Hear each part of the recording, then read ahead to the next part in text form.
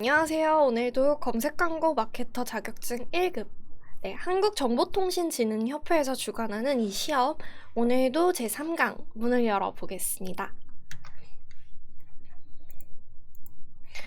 2020년 3차 검색 광고 마케터 시험은 지금 12월 12일이에요. 다시 한번 강조드리자면 정말 이번 연도 마지막 시험이기 때문에 꼭 집중하셔서 이번 연도의 마지막 자격증 꼭 획득하시기 바라겠습니다. 벼락치기로 저도 사실 자격증을 취득한 케이스예요. 그래서 이틀 만에 정말 기출문제 풀고 막 뭐가 나올지 계속 공부하다가 정말 적중률이 너무 높아가지고 다 그렇게 패스하고 시험을 취득한 결과를 얻을 수 있었던 마케터 중에 하나였거든요. 그래서 제가 공부했던 꿀팁과 제가 공부했던 저만의 벼락치기, 그 속에 나왔던 문제 기출, 오늘도 다시 한번 설명드리도록 하겠습니다. 오늘은 검색 광고 이해와 용어 정리로 들어가고자 해요. 그래서 초반에 제가 말씀드렸던 검색 광고의 저희가 강의하려고 했던 그 목차와는 조금 다르게 좀 빠르게 진행이 돼야 될 것 같아요. 왜냐면 11월도 벌써 둘째 주가 지나가서 저희가 지금 검색 광고 이해부터 실무, 그 다음에 계산하는 법까지 가려면 정말 빠르게 움직여야 되거든요. 그래서 오늘은 검색 광고 이해와 용어 정리 앞당겨서 들어가고 문제풀이까지 같이 들어가 보도록 하겠습니다. 네, 일단 말이 되게 어렵죠. 먼저 검색 광고의 정의 말씀드리자면 네이버, 카카오, 구글 등의 검색 엔진을 통해 기업의 웹사이트를 노출시킬 수 있는 광고 기법이다. 우리가 정말 잘 알고 있는 거죠. 그래서 검색 광고는 네이버에 국한되는 게 아니라 카카오, 구글, 이런 검색할 수 있는 모든 엔진에서 저희가 기업의 웹사이트를 또 우리의 광고를, 우리 업체의 광고를 노출시킬 수 있는 광고 기법이다. 이렇게 이해하시면 될 것 같습니다.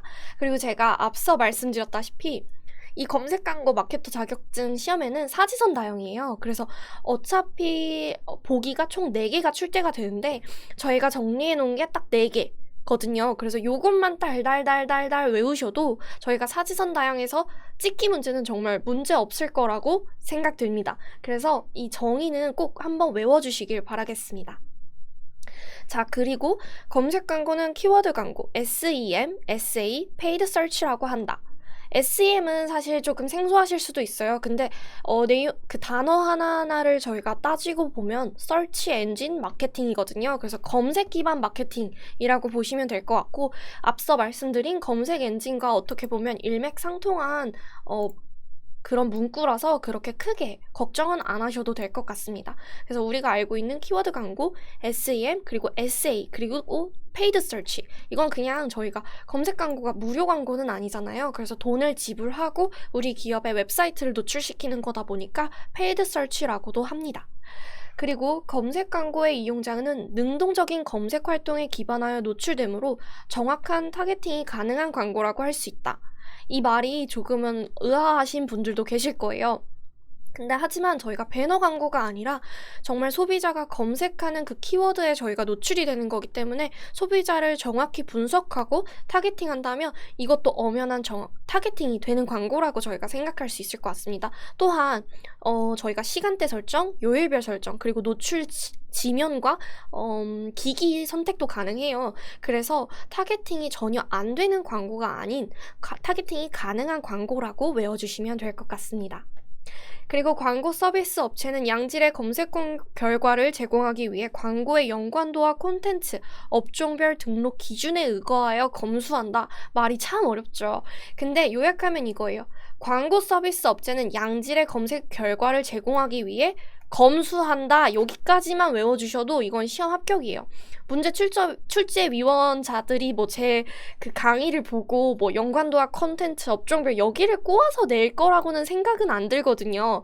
근데 보통 시험 유형 자체가 광고 서비스 업체가 양질의 검색 결과를 위해서 검수하지 않는다. 약간 이렇게 내요. 끝부분을 조금 바꿔서. 그래서 저희가 외울 때는 광고 서비스 업체는 양질의 검색 결과를 위해서 검수를 한다. 이 포인트를 꼭 외워주시면 좋을 것 같습니다. 자, 그리고 검색 광고의 특징. 아까 말씀드렸다시피 정확한 타겟팅이 가능하다. 종량제 광고로 CPC로 효율적으로 운영할 수가 있다. 이거는 또 무슨 말이냐면 저희는 처음에 저도 외울 때 종량제라는 말이 되게 낯설더라고요. 근데 이렇게 외웠어요. 저희가 그냥 막 넣는 게 아니라 우리가 종량제 쓰레기 봉투를 보면은 몇 리터 이렇게 딱 정해져 있잖아요. 그래서 정해진 CPC로 우리가 광고를 하는 느낌. 그래서 종량제 광고다, CPC 광고다 이렇게 외워주시면 너무 좋을 것 같아요.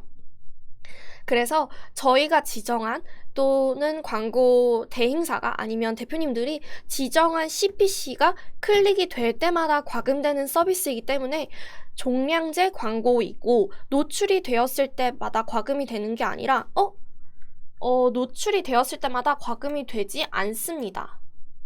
그리고 클릭당 과금되는 서비스이기 때문에 광고가 노출될 때마다 지불이 되는 게 아니라 클릭이 될 때마다 지불이 된다는 점 알아두시면 될 것 같습니다.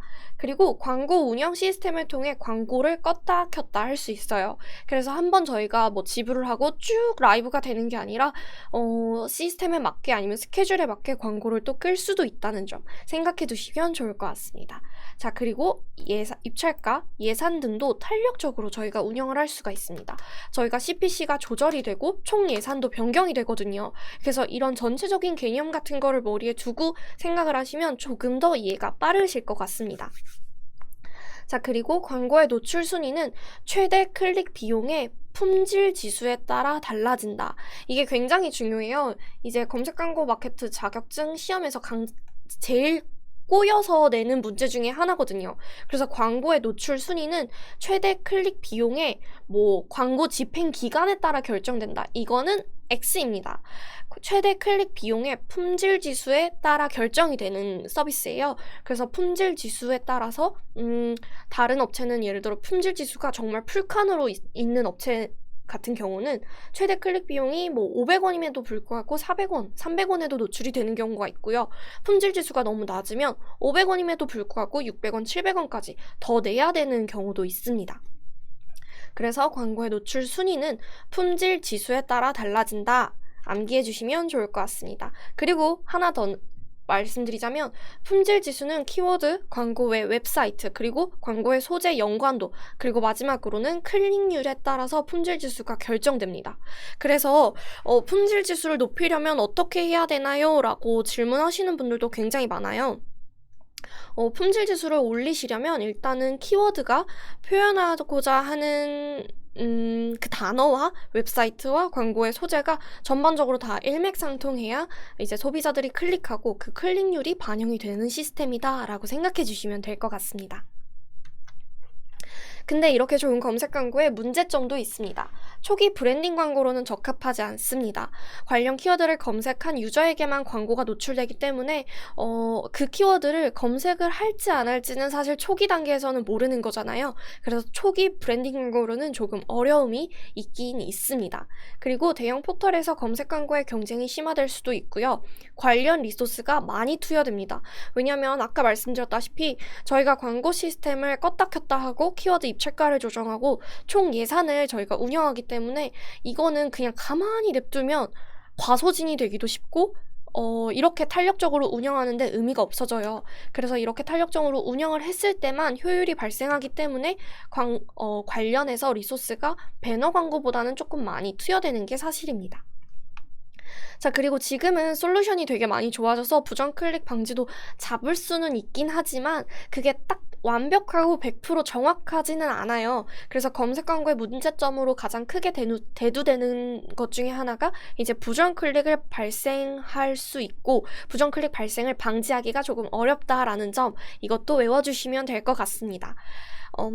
그래서 그 다음은 이제 검색 광고의 주요 용어인데요. 이거는 사실 검색 광고 마케팅 시험뿐만 아니라 우리가 일상생활에서 마케팅 대행사랑 또는 내부 마케팅을 좀 담당할 때 한 번씩은 들어봤을 법한, 또는 이런 용어를 통해서 저희가 약어를 통해서 의미 전달이 좀 더 빨리 되는 경우도 많거든요. 그래서 같이 한번 외워주시면 될 것 같습니다. 자, KPI라는 말 되게 많이 들어보셨을 거예요. 아, 팀장님 이번 달 KPI가 어떻게 되세요? 아, 대리님 저희는 이번 달 KPI가 노출수여서요, 유입률이어서요, 이런 소리 많이 들어보셨을 거예요. 그래서 KPI는 키 퍼포먼스 인디케이터라는 말로 이제 핵심 성과 지표라는 거예요. 그래서 이번 달에 우리의 목표. 근데 이 목표는 분명해야 돼요. 뭐 그냥 사람들이 느끼는 호감도가 많아졌으면 좋겠어요. 이건 당연히 절대 안 되고요. 뭐 노출수면 노출수, 클릭수면 클릭수, 유입이면 유입. 이렇게 딱 우리가 이번 달에 광고 성과를 낼 때 그걸 또 확인할 때 하나의 지표로 삼겠다라는 걸 KPI로 합니다. 그럼 우리 오늘의 강의의 KPI는 당연히 벼락치기 성공, 그리고 핵심 쏙쏙해서 알아듣기, 뭐 이런 거겠죠? 그리고 CPM은 1000회당 노출 비용이에요. 그래서 주로 배너 광고 같은 광고에 많이 사용되는 용어인데요. 1000회당 노출 비용. 그러니까 1000회 노출당 비용이어서 1000회가 노출되는데 500원일 수도 있고 1000원일 수도 있고 100원일 수도 있는 거예요. 근데 내가 1000회가 노출될 동안 나는 100원을 지출할게, 나는 500원을 지출할게 하면 당연히 500원인 사람이 경쟁률이 조금 더 높겠죠. 이런 부분이에요. 그리고 CPC 같은 경우는 클릭당 비용, 저희가 한번 클릭할 때마다 지출되는 비용이 이제 CPC, 종량제 광고라고 앞전에 설명드렸는데요. 그래서 노출과는 무관하게 클릭이 될 때만 비용이 지출되며 비용은 경쟁에 따라, 그리고 아까 말씀드렸다시피 품질 지수에 따라서도 차이가 있습니다. 자, 그리고 대표 키워드는 우리가 알다시피 정말 대표 키워드예요. 검색수가 되게 높고 치열한 그런 키워드인데요. 예를 들어 신발 업종에서는 부츠, 요즘 유행하는 뭐 워커, 부츠, 아니면 의류 업종에서는 코트가 될 수 있겠고요. 또 뭐가 있을까요? 예를 들면 보험, 차, 여자 옷, 여자 신발, 이런 식으로 뭔가 뭉뚱그려서 그 업종을 대표하는 키워드를 지칭하는 단어입니다. 자, 그리고 세부 키워드는 우리 마케터들이 굉장히 많이 운용하고 발굴하면 할수록 더 많아지는 키워드 중에도 하나인데요. 대표 키워드의 하위 개념으로 구체적인 서비스명이나 제품명, 수식어를 조합해서 만들어낸 그런 키워드예요. 예를 들면 아까 말씀드린 여자 옷에서 여자 옷 추천 또는 20대 여자 옷 추천, 아니시면 아까 부츠 말씀드렸잖아요. 뭐 발편한 부츠 추천, 20대 여자 부츠 추천, 이런 식으로 저희가 제품명과 수식어 또는 형용사 같은 거를 막 섞어서 소비자가 검색할 법한 키워드를 만들어내는 걸 세부 키워드라고 합니다. 자, 그리고 시즈널 키워드는 특정 시기나 계절에 따라 조회수와 광고 효과가 급증하는 키워드인데요. 이게 바로 펜션이나 스키, 아니면 계곡에 물놀이 갈 때 저희가 뭐 가평 빠지를 검색했을 때는 뭐 겨울에 검색하면 검색량이 굉장히 낮아요. 하지만 여름에는 그 키워드 입찰가가 엄청 높아지거든요. 그래서 이런 키워드를 시즈널 키워드라고 한다라고 생각해 주시면 될 것 같고요. 사실 이 대표 세부 시즈널은 시험에 그렇게 자주 출제되는 유형은 아니에요. 그래서 자주 출제되는 유형 같은 경우는 저희가 이 파란색으로 하이라이팅 쳐놨거든요. 그래서 이 용어는 저희가 일상생활에서도 굉장히 많이 쓰이는 용어이기 때문에 시험과도 무관하게, 아니면 시험과도 연관되어 있지만 그래도 한 번씩은 다 외워주셨으면 좋겠습니다. 자, 그리고 광고 소재는 TND 그리고 URL 13가지의 확장 소재로 구성이 되는데요. 그 중에서 확장 소재는 반드시 광고에 표시되지는 않아요. 예를 들면 이미지, 홍보 문구, 뭐 추가 제목, 뭐 이런 부수적인 요소를 뜻하는 게 바로 확장 소재고요. 종류는 총 13가지가 있습니다. 하지만 종류가 몇 가지인가요?가 시험에 나오지는 않습니다. 자, 그래서 그냥 알아두고 넘어가시면 좋으실 것 같고요. 그 다음에 TND, 이거는 시험에 종종 출제가 되기도 해요. 왜냐면 키워드를 등록을 하고 그 키워드를 노출하기 위해서는 저희가 소재가 무조건 100% 필요하거든요. 근데 그 소재를 지칭하는 게 TND예요. 그래서 타이틀과 디스크립션이어서 제목과 그 설명을 우리가 통틀어서 소재라고 표현하고 있습니다. 자, 그 다음에 품질지수는 아까부터 강조해드렸던 키워드 중에 하나인데요. 품질지수가 높을수록 저희는 CPC 비용이 조금 저렴해지게 됩니다. 그래서 품질지수 관리에 신경 써야 된다, 이런 말씀 굉장히 많이 들어보셨을 거예요. 자, 그 다음에 UV는 UV 하면 그런 경우도 많아요. UV 차단 안경 그런 것도 되게 많잖아요. 근데 그게 아니라 유니크 비지터로 중복되지 않은 방문자, 그러니까 오늘 접속한 사람이 제가 궁금해서 한 번 더 들어갈 수도 있잖아요. 근데 그게 아니라 2번 접속한 저를 제외하고 또 한 번에 신규 방문자. 그래서 저는 카운트 1, 저쪽도 카운트 1. 그래서 중복되지 않은 수를 제외하고 순수 방문자가 몇 명이었냐라는 걸 UV로 저희가 나타냅니다. 그 다음에 PV는 페이지 뷰여서 방문자가 페이지를 몇 개나 둘러봤는지, 몇 개의 페이지를 봤는지라는 그걸 페이지 수를 이제 지칭하는 건데요. 이거는 아마 랜딩 페이지를 운영하시고 계시는 광고주거나 아니면 랜딩 페이지를 주 URL로 삼고 계시면은 이 PV는 조금 잡기가 어려우실 수도 있어요. 자, 그 다음에 DT는 방문자의 그 홈페이지가 딱 들어왔을 때 방문자의 체류 시간을 의미합니다. 그래서 이탈률이 굉장히 높으면 체류 시간도 짧아지는 게 망정이에요. 뭐 30초 내외로 찍힐 수도 있고 아니면 홈페이지에 볼 게 되게 많다 하면 1분 이상으로도 올라가기도 하고요. 그래서 이런 부분은 광고를 집행할 때도 한 번씩은 꼭 체크해 보셔야 될 지표 중에 하나라 체크해 두셨다가 나의 사이트는 얼마나 잘 운영이 되고 있는지 그런 성과 지표로 참고해 주셔도 좋을 것 같습니다. 그리고 헷갈리실까봐 제가 캡처를 해왔어요. 그래서 아까 말씀드린 소재가 바로 여기인데요. 요게 제목, 이게 바로 설명입니다. 그래서 제목은 저희가 총 15글자를 적어야 되고요. 설명은 45글자 이내에 적어야 합니다. 그리고 띄어쓰기 포함, 특수문자 포함이라 저희가 어떻게 보면 되게 국한된 그 범위 내에서 아이디어를 표현해내서 사람들의 클릭률을 얻어야 되는 거예요. 그래서 어떻게 보면 아이디어를 가장 많이 좀 요구하는 그런 소재이기도 합니다.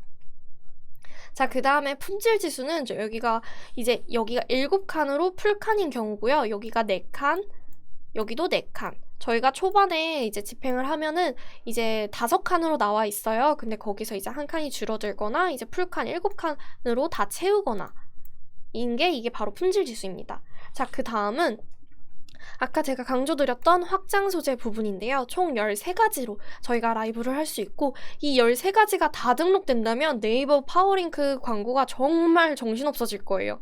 그래서 이 13가지를 아무리 다 등록하셔도 다 노출은 되지 않을 수 있습니다.